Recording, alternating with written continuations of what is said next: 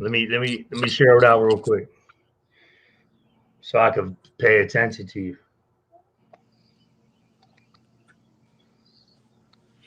Do I just share it afterwards? You go tag pages. Oh yeah, I could tag your page. Yeah, you oh yeah, you're on the phone right now. Yeah. Let me share it out real quick.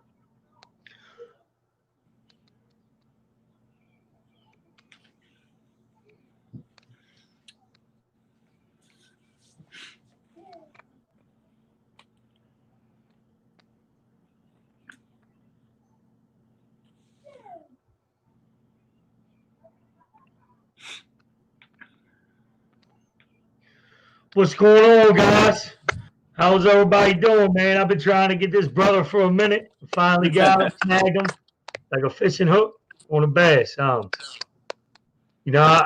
just want to share this brother. He's an inspiration to me as well. He definitely has a message of hope.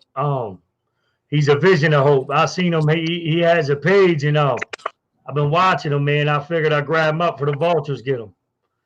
And this is me just sharing him with all views. And I'm gonna try to get kind of, you know, bring diversity to the page, brother, and just pick different people, man. Give them a chance, you know. And it's an honor and a blessing for you to commit to this service and just be on inspirational flow, man. I'm gonna pray you in, and I'm gonna hit the introduction, and then we can just go ahead and share it. Boom. All right. Lord Almighty God, I just want you to place hands on my brother right now, Daniel, and just allow him to tell his honest story. If he struggles with any lack of confidence, low self-esteem, low self-worth, just lift that off him, Lord, and just let the words come out of his mouth be an inspiration to somebody to change their life or just touch on some feelings and emotions. And just be with this platform and touch some people through the coronavirus that are struggling right now. Place healing hands on them and lift them up. And hopefully an addict listens to what this brother has to say and it changes their decision to take a needle out of their arm and get their ass into a clinic. Sorry for cussing, just get motivated. Amen. Man, I get motivated, man. Yeah. Fired up.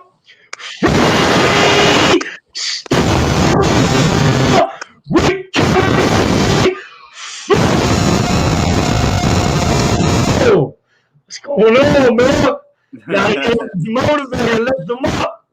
Let's get this shared out. Share this throughout. Let me drop the banner real quick. There we go.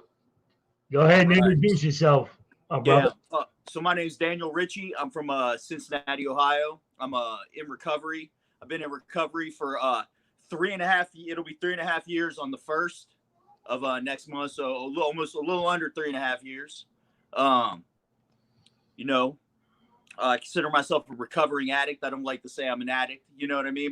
My recovery has changed a lot from when I first came into this process. You know what I mean? When I first came into this process, it was I'm an addict, I'm an alcoholic, depending on where I was. You know what I'm saying?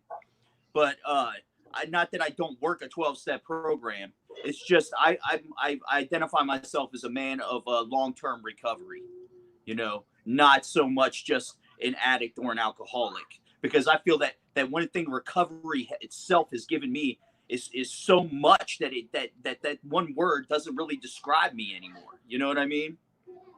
When I first came into this process, I was a homeless, hopeless junkie who had thrown everything in his life that he had ever gained away from him. And it wasn't the first time, you know what I mean? But what I've been able to gain in this process has been something that is what God is to me. Like people say, what is God? Well, God is the gifts that I have. You know what I'm saying? Like that's what God is. God is things that I see in my life on a daily basis. Looking inside, looking at my daughter, that's God. I didn't have that before recovery. Showing up to work every day, the job that I have. I didn't have that before recovery. I have those two things because I got in recovery. And if I had never had become an addict, I wouldn't have those things either. So it's a catch-22. You know what I mean? It's pretty wild. So, but I'm really blessed today, man. I'm really blessed. One of the things I'm grateful for too today is the fact that I feel like recovery has prepared me for what we're going through today. You know what I mean? I isolated for years. So to be on this 2-week, 3-week quarantine or 2-month quarantine, that's not going to be nothing for me. Because I've done this for years. You know what I mean? Drugs made me do this. Like, I'm doing this today because I can, because I have to, because I'm not chasing nothing. Like, I'm grateful that I have a roof over my head today, because I could be in them streets right now chasing that dope, doing God knows what. But instead, I'm in my home and I'm safe. And I don't need to go chase that drug no more, man. I don't have to go down that road. I don't have to relapse. And recovery prepared me for this. One of the things I always tell people is be prepared. One of the things I learned, and I'll get into this in a little bit, but I just want to touch on this real quick. So I was a mixed martial arts fighter. I was a champion level fighter. I've fought in all over. I've fought in some really good guys. But one of the biggest things is I had really good training partners. I had a really good coach. So I prepared for those fights. I did not just go into those fights knowing how to fight. I was prepared when I walked in there. And one thing recovery gives you is it prepares you for hard times. If you work your program, you will be ready for these hard times when they hit like they are right now. This is what we've been getting ready for. This is what you've been preparing for not being able to go to those meetings. Are you prepared for that? Because we know that this demon, this addiction, it doesn't rest. And it will catch you off guard. And you are off guard right now. Have you trained this style of fighting? Are you ready? That's the question. Don't walk into this fight unprepared. A meeting does not get you prepared. Calling your sponsor alone does not get you prepared. It's the combination of it all that gets you prepared. So, I grew up in Cincinnati, Ohio. I was born in Rochester. I had my first, I first started experimenting with alcohol and drugs at a young age. I would say about around 11 or 12. I went to New York, Rochester, New York, which was actually where I was born. And my dad went there to work at some bars. So I decided, so I was acting up. My mom wanted me to go stay with my father. Great man, by the way. Great man. And so when I was there, I got exposed to that kind of life, like the bar life. The guys that were smoke, those guys just looked so cool to me, man. The guys that would smoke, blow it out of their nose, drink their beer, maybe go hit a lick, or the police would be called. Like, that stuff was attractive to me. Not sports. As good of an athlete as I was growing up, that stuff didn't attract me like that lifestyle did. You know what I mean? The millionaire lifestyle didn't attract me like that. That hardcore neighborhood shit attracted me. So, I had my first couple drinks at a young age, just like everyone else does, and started smoking cigarettes, started getting out of started going to the Pony Keg, buying smokes. I was, we would sit in the woods and smoke, and just like a lot of kids do. But I started, I kind of, what they say, get in with the wrong crowd. So I guess you could say I kind of got in with the kids that were selling the drugs, that were doing more drugs, hardcore drugs. So those were the guys that I felt like I belonged with. And by the time I was 15 years old, I had caught my first 4 felonies, 4 drug trafficking felonies. They had an undercover sting operation against me. Guy pulls up in a van. I get in the van. I notice that the driver's a cop. And I tried to get out of the van, and when I tried to get out of the van, they swarmed me and got me. Charged me with 4 counts of drug trafficking. And so I did a little bit there. They actually let me out on probation, gave me a chance. I did some classes. Within a year, I'd racked up 4 more felonies, and I was convicted of 6. So by the time I was 16 years old, I had been a convicted felon, and I was now a ward of the state. So they decided that, you know what, this kid is a problem. We're going to send him to the DYS, which is the Department of Youth Services. So I was I became they basically they were going to keep me until at the longest 21, but they could keep me till I was 21. In that process, I experienced physical abuse on myself. I also witnessed it, and I learned a lot about myself. And they let me out 1 week after my 18th birthday. The reason they didn't let me out on my 18th birthday was because some kids from Cleveland, because I was from Cincinnati, they beat me up so bad because they heard I was getting out that they wouldn't release me. They wouldn't discharge me because they were worried about a lawsuit from my family or something. So, you know, I got out. I was 18, man, and I'll tell you what, I really was convinced that was a phase in my life. I was a juvenile delinquent. I have to change. I can't live that way. I don't like jail. I didn't like being locked up. I didn't like the things I experienced, and I wanted to change. I legitimately wanted to change. So I changed all my friends, and I thought that if I buried that part of my past and I never talked about it and I never thought about it, that's all it would be. It was just a thing of the past, you know? But the thing is that's how I grew up. You know, I always had that little chip on my shoulder. I always had that hustle. That was something that's embedded in me, you know? Now, what do I do with it?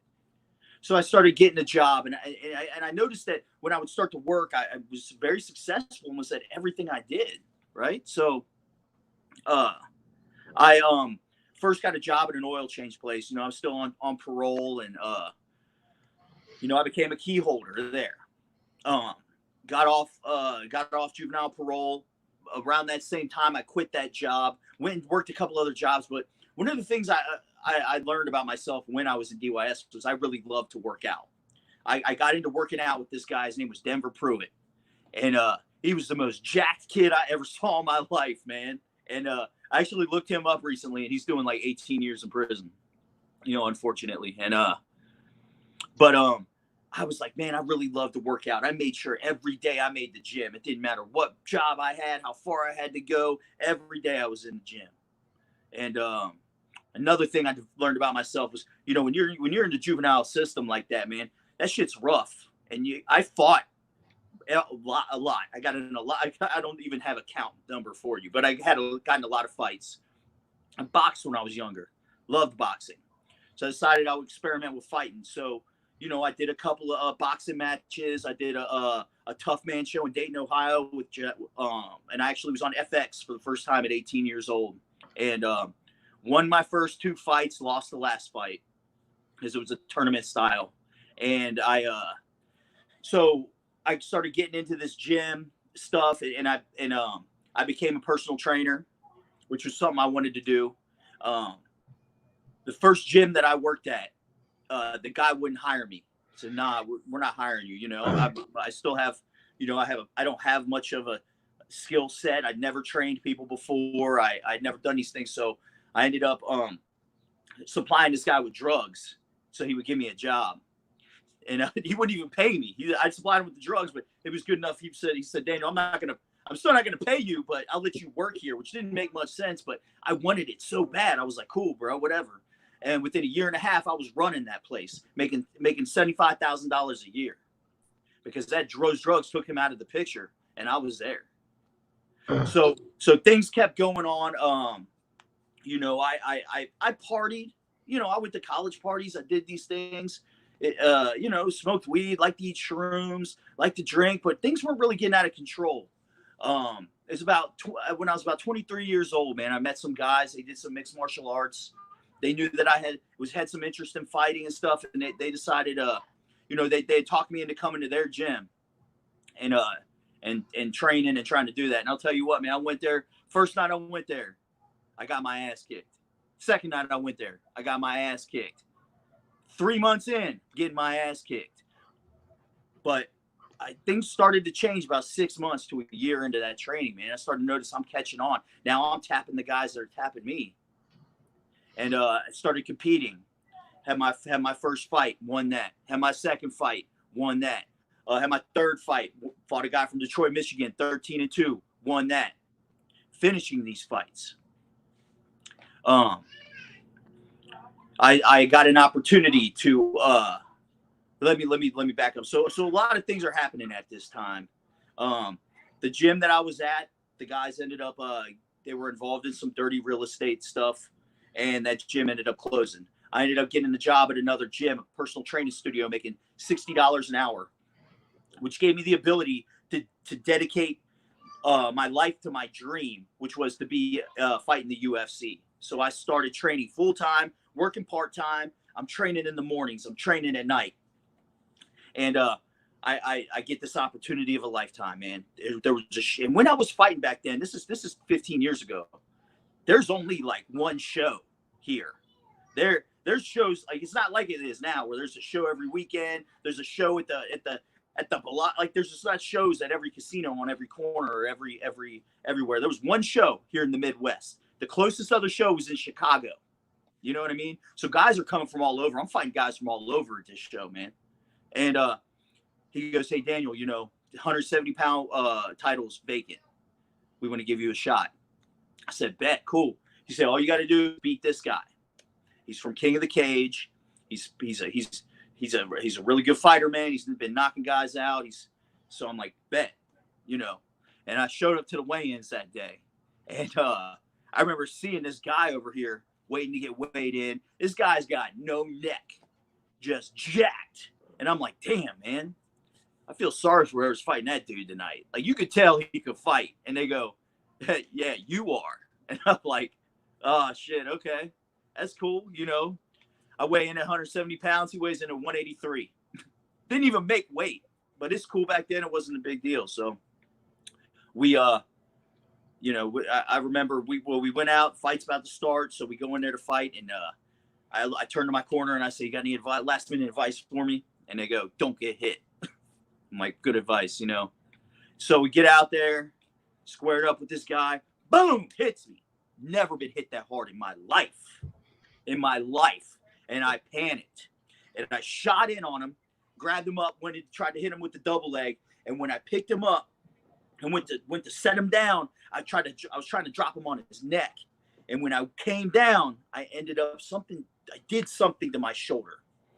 And I could tell something was wrong, but I stayed on top of him. I tried to ground and pound, but just shocks are coming through my whole body, and something feels wrong. But my adrenaline's going so hard that I don't really feel any pain. I just can tell, like I said, something's wrong.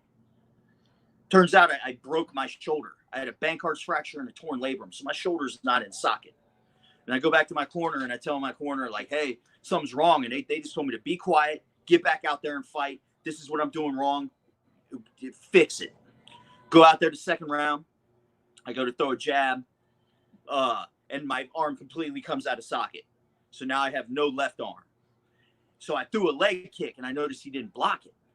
Threw another leg kick, and I saw his facial expression change. I threw another one, and he started to back up. So I faked, and I threw another one, and he turned his back, and I won via TKO.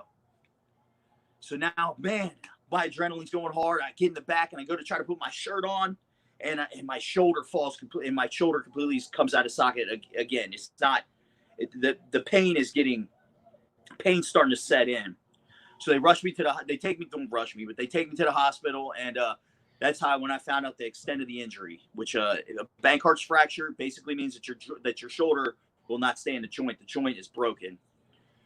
So what do? They give me painkillers, like that, at the time, I'd taken some pills. I was so focused, though. Man, I didn't eat fast food for 10 years. I'm focused on my career. I have dreams and aspirations. I know what drugs do. I've had drug charges. But man, I'll tell you what, when I took those Percocets, everything, I don't know if I'd never taken them in my life or not, but everything for me came together. Everything made sense. Everything, I felt like that was what I'd been missing my entire life, were those pills. Like, man, why does anybody take antidepressants when all you got to take is this little white pill? Like, I was ready to go back to the gym before the surgery. Like, shit, I feel great. I was in the gym working legs. I'm trying to beg my coach to let me come and just worked on something, But they wouldn't let me. They thought I was out of my mind, and I think that they kind of saw my problems with drugs and alcohol before that. So, you know, I had the surgery and I dabbled in the pills. And one of the things I want to point out real quick, man, because my story isn't real cut and dry. The thing about addiction is it's a progressive disease. Like, people forget that. Like, they just see us when we're at our worst and they go, that's addiction. Nah, addiction. I was addicted long before I ever hit that point. Addiction comes in waves. Sometimes you're like, oh, I'm not an addict because I don't need that drug anymore. But once you put it back in you and once you start playing with it, you're playing with fire. And then once it gets you, it will take you. Now, it didn't have me yet at this point. I got control. I ended up making a comeback. I ended up winning that title. And not only winning it, but defending it 4 more times. And I became a 5-time champion for that show. I fought other champions at other shows because I wanted to be the best. I wanted to be the next big thing. I wanted to be the best fighter in the world. Because I was told, if you don't want to be the best, then what are you doing? And I wanted to be the best. So I focused. The pills, all the drugs kind of became a side thing. Now, I did, one of the things I do want to point out real quick. So when we would use drugs, these guys like to party hard. When we would use drugs and when we would party, I always seemed to party just a little bit harder. I was the guy that everybody's had to say, hey, Daniel, bro, you need to go to sleep. You know what I mean? You need to chill. Everyone else taking like 3 hits of X. I'm taking like 10 hits of X. Sweating, you know, teeth gone. I'm in the VIP at a club. I'm trying to bartend. I'm trying to, you know what I mean? I'm doing all kinds of things I'm not supposed to be doing, man. But I would stop and then I never really saw the problem with that. You know, I didn't, but the thing was something about them opiates, man. You know, and the big deciding factor that really pushed me into addiction was, like I said, I worked for that personal training company, and you know, one day they call me and they go, I worked for that, and let me point this out. So this is about 6 years in to working with them, with this one company. I'm about 26, 27 years old at this point. You know, still partying, still lots of girls, still fighting. I got to fight on pay-per-view. I'm following my dreams, man. I have a really promising career ahead of me at this point. Really promising. But my personal training, I loved personal training, man. That had been a part of my journey since I was 18 years old, as like the fighting was. And I get a call one day from the guys I worked for, and they go, hey, Daniel, you know, we need you to see if you can re-sign some of your clients through our company a little bit more. We need an influx of cash. No problem, guys. I got clients. They've been with me for years. A lot of my clients were doctors. They were really successful people. So I re-signed a lot of my clients, get them a pretty good influx of cash because I was a subcontractor. So they paid the company paid me. That's the way it worked.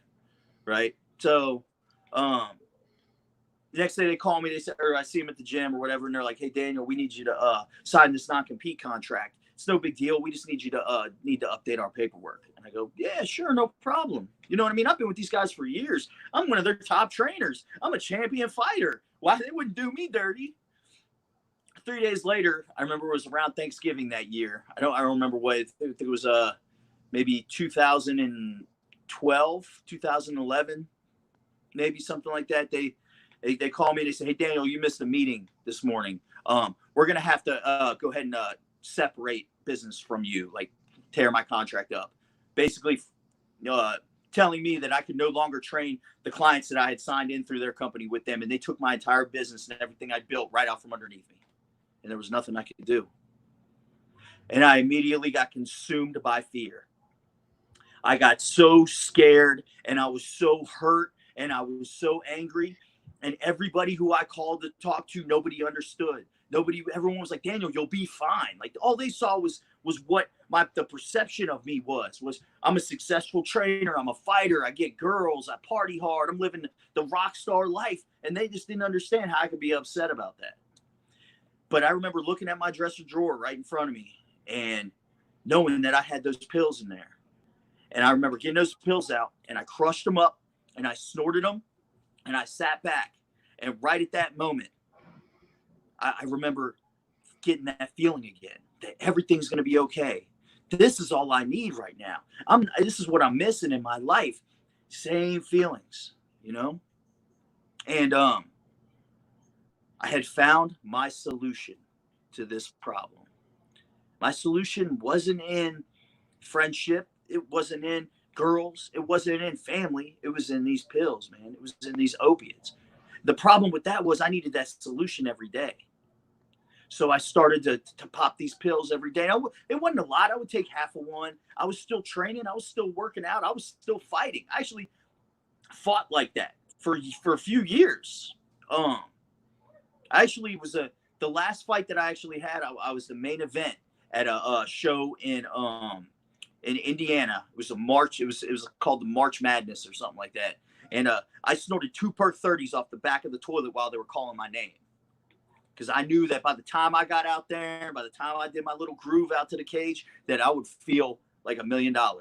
That's where I wanted to be. You know how we like that. You know how we can time shit to the second almost. And I destroyed this guy.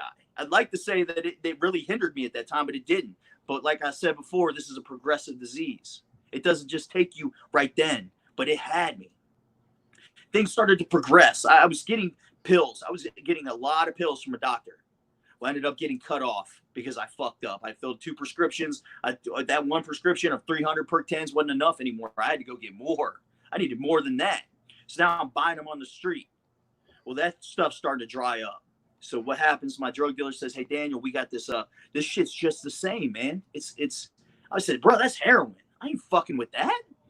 I'm not a heroin addict. I need these pills because they help out my injuries. My shoulder hurts still, and I've broken my hand 3 times, and my back hurts. And you know what I mean? I'm a fighter. I'm beat the hell and back. I need these things." Yeah. And so he said, "Daniel, it's the same thing. Just try it and trust me." So I remember Andy's like pointed out like, "Hey, Angel saved money." And I was like, "Well, okay, I guess, things are getting rough." And they point this out too, that I'm also working at a bar full time. I'm bouncing full time. I'm not working. I'm trying to pursue personal training, but it's not working out. I'm trying to pursue fighting, but things aren't happening. Things are slipping. My mind's slipping. And I do this dope, and immediately I'm like, well, why would I ever buy a pill again when I could just do this? He's right. It's the same thing.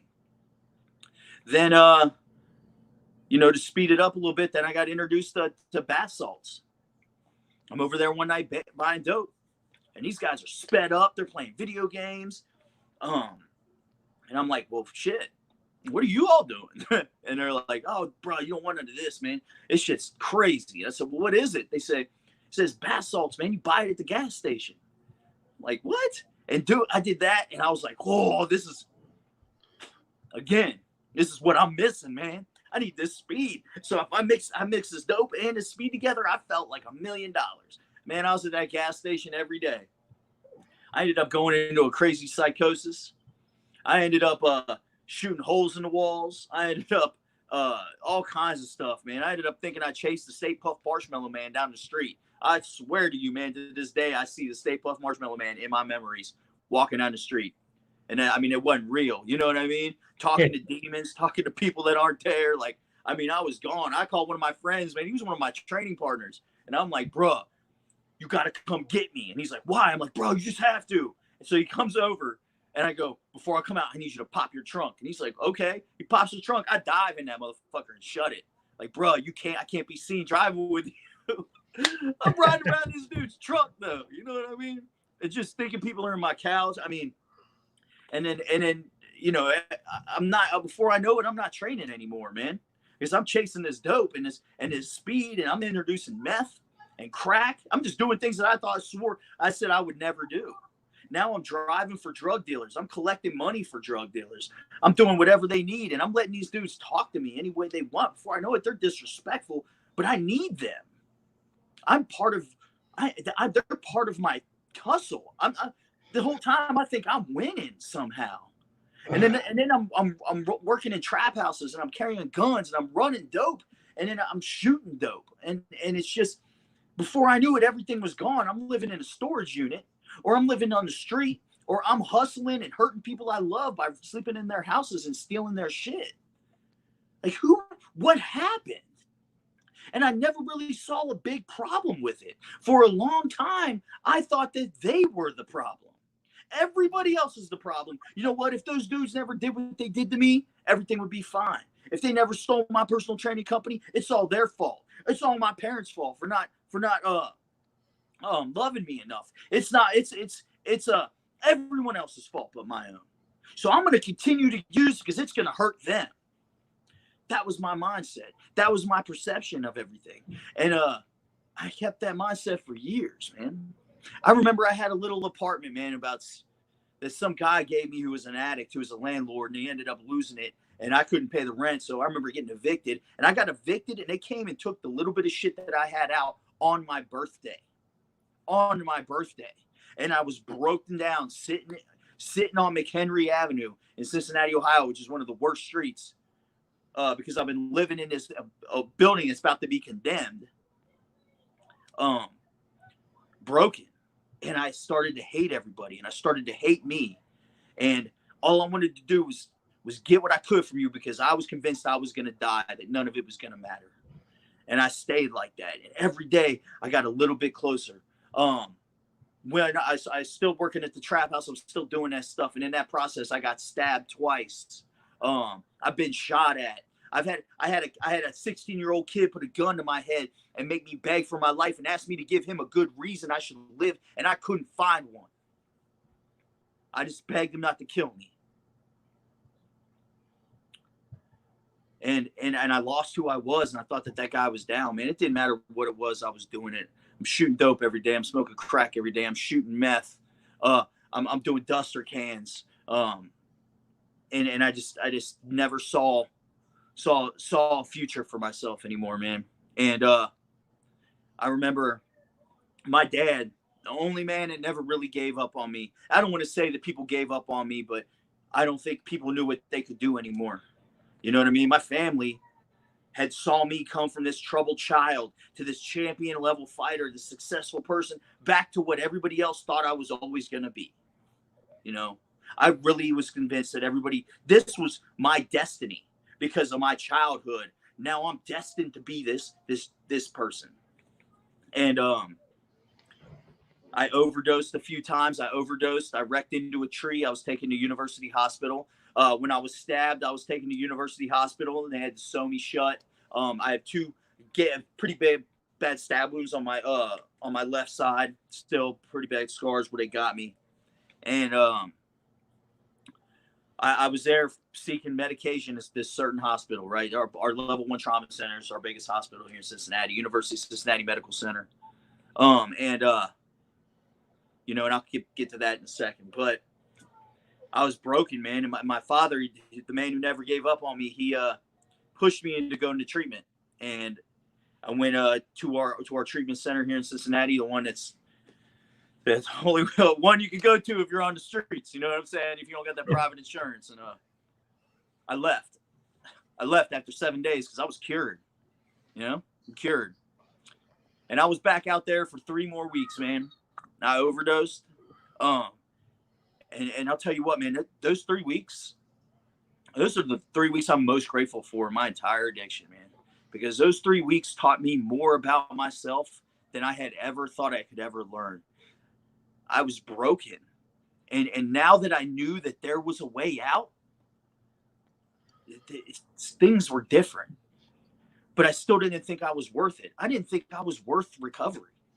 I had hurt too many people. I was an embarrassment to myself. I was an embarrassment to my family. And I was a terrible human being. I didn't even feel human anymore. And I remember calling the treatment center I went to and to try to go back. And I expected them to be like, you know what, Daniel, you blew it. You don't get to come back. And the lady on the other line goes, Daniel, it's going to be okay, baby. It's going to be okay. We're going to get you in as soon as we can. And I've been so long since I'd seen any compassion. I felt it, at least. Felt compassion. That seed just, it started in me, man. And I remember breaking down that night. And I was still back out there for about another week and a half before I got in there. But I remember going in there and a girl that worked there walks into my room when I'm laying in the detox. I was laying in the detox in my room, and she goes, you going to stay this time? And I was like, you remember me? Because I thought I was invisible to the world. Like, I didn't think anybody ever noticed me. I'm an invisible person. I'm not worthy of anybody's time or memory. And I so I stayed for the detox. This time I decided to stay for the treatment part of it. I got exposed to 12-step fellowship programs. And the first thing I actually noticed about these 12-step fellowship programs is it's funny how lots of people say they hear something that they needed to hear. That wasn't my story, man. I saw something I needed to see. I saw them laughing. I saw them having fun. I saw their watches and their shoes and their clothes, and I wanted that. I didn't even hear the message yet, which ended up being the best part. But I wanted what they had materialistically, which is nothing wrong with that, man. Some people get into this materialistic don't mean shit. Materials mean something. They mean something to me. You know what I mean? It just doesn't have purpose unless you also have the spirituality with it too. But that's what I needed to see, man. That's what I needed to get in the door. And I started to kind of feel better again. And one night, man, I had this dream, right? This dream, man, I remember it to this day. I'm in this dream. I'm floating in the air, and I'm floating over these woods, and it's like sunset or sunrise. It's one of the two. And I look down, and there's this lion, this huge lion laying on the ground. And I float down into this lion, and I kind of come up as the lion, and I look around, and I see all these like jackals and deers and antelopes with their pitch black with red beady eyes, and they're staring back at me. And I'm like, and I got so scared, so I started running. It's like you do in any dream, bad dream, you're running. I'm trying to run. I feel like they're behind me. I look behind me, they're still there. And then I remembered something. I remembered that I was a lion. And when I turned around and I roared, they scattered. Now, I don't remember the rest of that dream, but I do remember that next day or around that same time when I woke up, I was able to look at myself again. And I remembered that I am a lion. I am a champion. That champion is still in there. I got to find him. And I took this perception that I'm in for the fight of my life. I'm in the fight for my life. So I need to prepare for it like it is one. I know how to approach this. So if I can take that mindset into this, I might make it. And one of the things I had to decide was, I remember when I first came into mixed martial arts, I didn't know anything. And guess what? I'm just coming into recovery. I don't know anything. So what do I need to do? I need to listen to others that have been successful at something I want to be successful at. I need to learn from the other champions out there. So I decided to start taking suggestion. One of the best decisions of my recovery. Because when someone suggested I go to sober living, I didn't take it as just a suggestion. That was bond. I went to sober living. When someone said, hey, Daniel, go to this meeting, I went. When they said, Daniel, do 90 and 90, I did 90 and 90. Actually, I did more than that. I said, you know what? I got time. I hit the dope man 4 times a day. I'll hit this meeting 4 times today. You know what I mean? And I noticed that I wasn't chasing this drug no more. I was chasing this recovery. And I didn't know what my life was going to be like, but I knew that I had just put together 30 days. I knew that I had just put together 60 days. And I knew that I had a roof over my head. And I knew that I was back hitting in the gym. Even though I could only do 5-10 push-ups at a time, I was doing more than I was doing before. And there was days where I wanted to quit, but champions don't quit. Now, all I ever knew was personal training and fighting. And I had been out of the job market for years because I'd been hustling, and any job that I did have, wasn't anything. So next thing you know, I'm back bouncing. I'm bouncing at a bar, man. Sober, bouncing at a bar full time. And what am I going to do with my life, man? And I remember what people told me. They said, Daniel, trust God. Do your program. So I trusted God and I did my program. And I discovered this little thing that people talk about. It's called faith. It's called having faith in you. It's called having faith in something greater than yourself. So I kept that faith in something greater than myself. And it seemed the more faith that I kept, And the more things that I got through, the stronger my faith got, because I was preparing for what was to come. So now I'm 2 years sober, and I get the opportunity of a lifetime. I get a phone call one day, and a girl goes, "Hey, Daniel, we know you're in recovery, and I hope this is appropriate, but we're thinking about starting this program at University of Cincinnati Medical Center, like mentors, talking to people bedside in the emergency room for overdoses, and we'd like to know if you'd be interested in helping us out with that." So I said, "Yeah, of course." Not really thinking much of it, because my 12 step of my program tells me to be of service, right? So just another being of service. And man, I noticed that when I was there, I started volunteering 4 hours a week, right? 4 hours a week. And after 1 year, just with 4 hours a week, I was able to get 57 people into some form of drug treatment. People like me, Sorry, I get emotional sometimes when I talk about this, man. And I was able to connect with people that the doctors and everybody can't. And I'd had such bad experiences at this hospital is the same hospital that put me back together after I was stabbed. This hospital is the same hospital that saw me come in overdosed. I've been thrown out of this hospital. You know what I mean? And now I'm in this hospital, man, sharing the word, sharing recovery, sharing hope. Like, how did I get here? And after 1 year, I got offered a full-time position at that hospital as their first peer recovery support. Full-time, life-changing money, life-changing opportunity. So now I'm full-time at this hospital, and I've been able to work with over 527 people. 527 lives I've been able to touch. You know what I mean? Dang. And I wouldn't have any of that, man, if I hadn't gone through what I did. Now, I'm not happy I did what I did. I'm not grateful. But I'm grateful for the experience that it gave me, because it's made me the man I am today. It's given me my purpose. Sometimes you have to go through pain to find purpose. Nothing in life comes easy. Everything in life that I value today, I value because I know what it feels like not to have it. And that's one of the greatest gifts addicts have, man.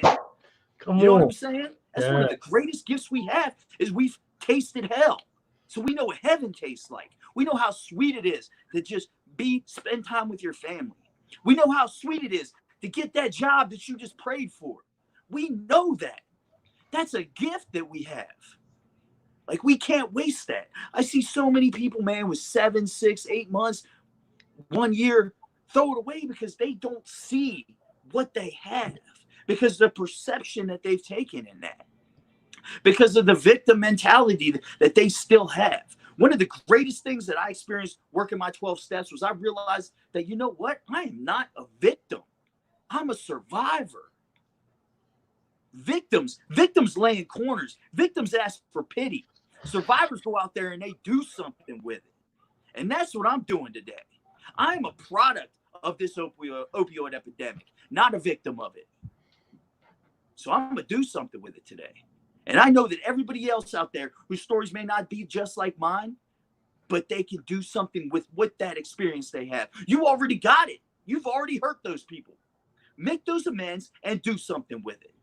Stop saying you're sorry and show it. You know what I mean? It's up to us to change that stigma. It's up to us to change what other people look at us as. If we keep acting like street folk and we keep approaching people like we're still thugs and drug dealers, and that's all we'll ever be.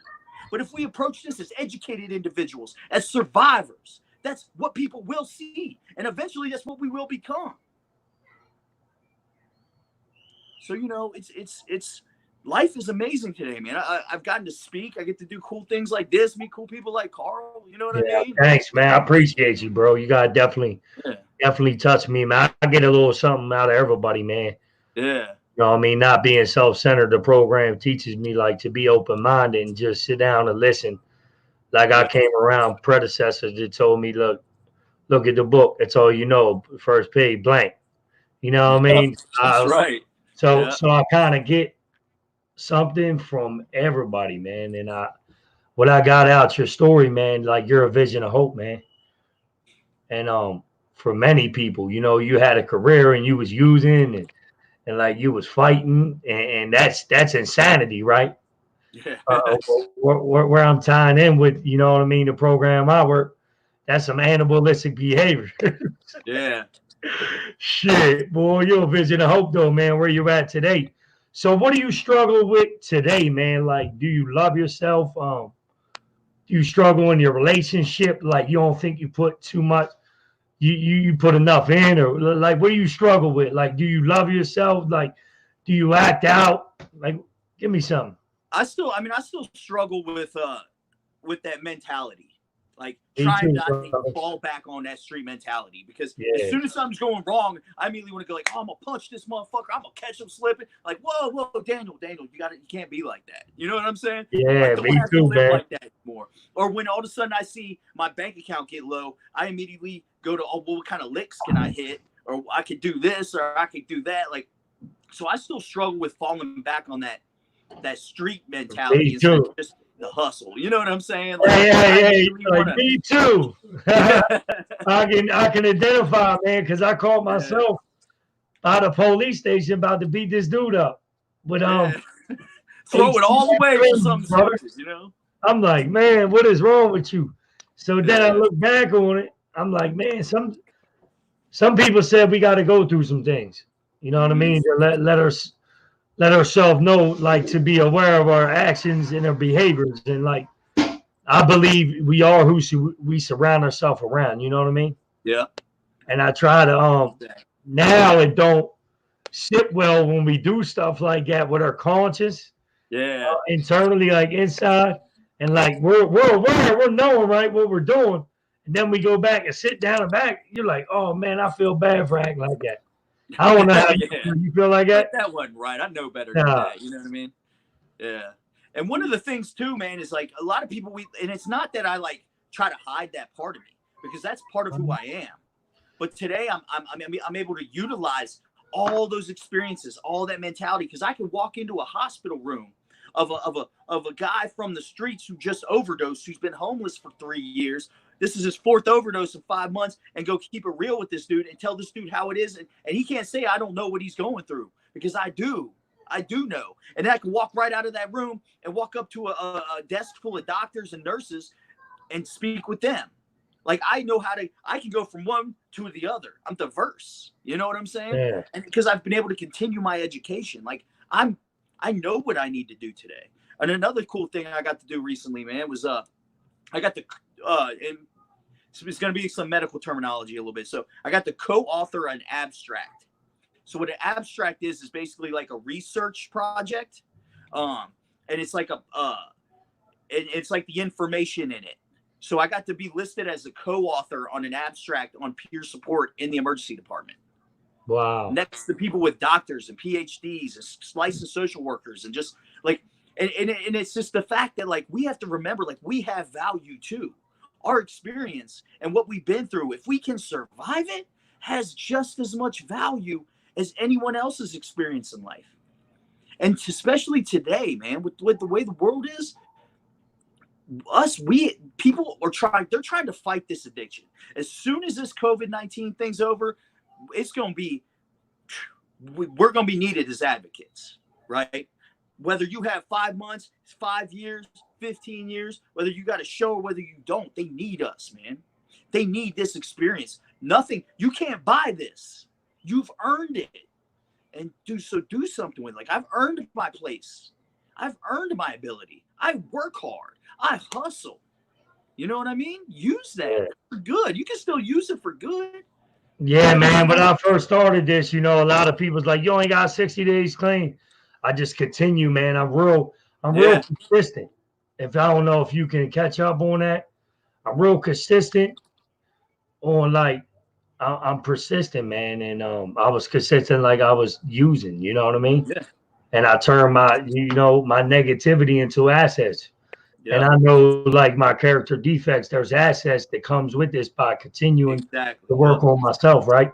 So I grew this page. A dude, he owns a Vivitrol clinic. So God willing, I don't like putting this out there or nothing. He bought me this laptop, dude, and Wow. and about a month after all this COVID shit dies down, maybe God willing, have a job with the clinic, man, talking to wardens and stuff. And I don't even got no education. Just people just see something in you, like you saying, like a gift and shit. But the COVID thing kind of pushed me back because I was trying. I'm still trying to get a GD right now as we speak because I want to earn something, brother. Like you're saying, like earn, fight for this, fight for that. And I continue to push the message out, man. And like the people that reaches, the people that needs to reach. I don't care how many people's on. I don't care if 20 people's on, 19. Yeah. I don't care, dude. That ain't what I do this for. I do this for the sick and suffering addicts that are trying to find hope, but that are hopeless, that are down in the mumps internally, and they think that there ain't a way out. Maybe they might hear your message. Because I had a lot of people on here, brother. I had some hitters up here that wow. I appreciate you, man. You're a vision of hope, brother. Yeah. No problem, man. Thank you for having me. Thank you, man. You know, if we just save one life, that's what I'm saying, brother. One life. I love you, man. The whole time I ever do anything. I appreciate you. We're gonna meet up one day, man, for real, because you ain't far. Definitely. You ain't far. I'm from Baltimore, but I'm in Washington, PA. Okay. Yeah, we're not. You know where that is? Yeah. Yeah. Where are you at? In Cincinnati? Yeah. Yep. What? Couple hours? Yeah. We gonna get out, man. You have a good night, brother. I love you. Hey, you too, man. All right, man. My man.